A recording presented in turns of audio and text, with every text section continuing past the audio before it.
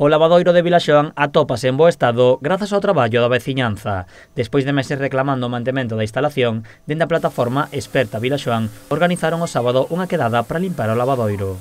Pois, foi un acto ao final reivindicativo, pois, para que, xa que o lavadeiro estaba en unhas condicións pésimas, pois ao final os veciños o que tuvemos que tomar esta iniciativa de virnos a limpialo e a desentar este espazo, xa que queremos que se recupere o seu uso tradicional, que é para que funcione. Ao final, este non é un monumento, é un patrimonio que está aquí, pero que hai que poñerlo en valor, ten vida. É o único lavadoiro que queda na contorna que sigue en funcionamento, e queremos que siga en funcionamento. Aínda que a limpeza fíxose como reclamación, no acto non faltou o sentido de humor.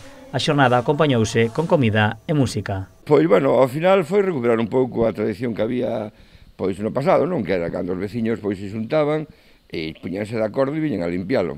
Pois foi recuperar un pouco ese espírito. Entonces pois se xuntaron no contorno dos 50 veciños, maiores e nenos e tal, e ao final pois aproveitou, fixo a limpieza e tal, e ao final pois se fixo unha pequena merenda, pois e un grupo desa xente pois se animaron a tocar un pouco aquí as gaitas e botaron unhas cantireiras, pois para facer un pouco que se facía antigamente cando se facía un feito destes, que era vir a limpiar un espacio para o disfrute do pueblo.